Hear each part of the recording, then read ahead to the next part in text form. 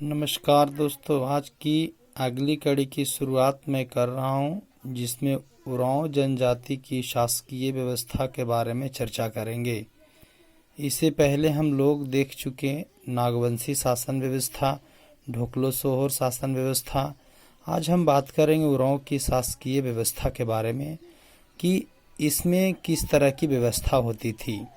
सबसे पहले मैं परिचय करा दूं कि उरांव कि जो गांव होते थे वो गांव में अपने ग्राम स्तर पर जो उनकी जो देवता होते थे उसे धर्मेश सबसे प्रमुख देवता होता है।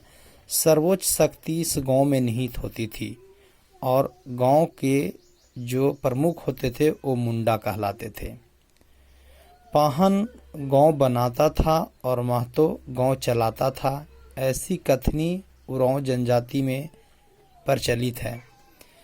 इसके बाद कई गांवों को मिलाकर के पट्टी बनती थी और पट्टी के जो प्रमुख होते थे उसको मानकी कहते थे।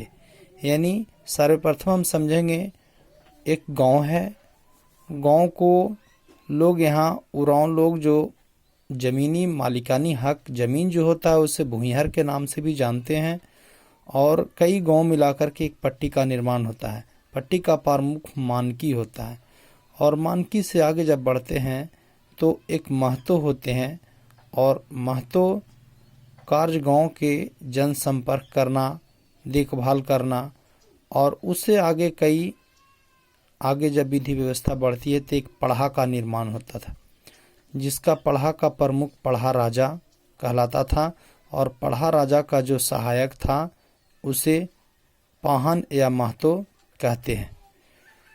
इस पढ़ा राजा के सहायता के लिए 3 सहायक होते थे, दीवान, पांडे, कोटवार। दीवान प्रधानमंत्री के जैसा पद होता था, पांडे सलाहकार का काम करते थे और कोटवार का काम था संपादक का। संपूर्ण व्यवस्था की देखरेख भूमिहार लोग करते थे। सारी शक्ति पंचायत में निहित होती थी और इस गतिविधि के अनुसार से देखभाल की स्थिति में उरांव की शासकीय व्यवस्था परिपूर्ण रूप से चल रही थी। उरांव अपने ज़मीन को भूमिहर कहते थे और ये 3 प्रकार के ज़मीन होते थे, जिसमें भूमिहर सेवकों की भूमि थी, जंगल भूमि और गैर कृषि भूमि। 3 तरह की भूमियों का संपादन उरांव की शासकीय व्यवस्था में की जाती थी। इस शासकीय व्यवस्था के अंतर्गत हम लोग देखें और समझें। उम्मीद करता हूं कि आप लोग को इससे सहायता मिलेगी। धन्यवाद।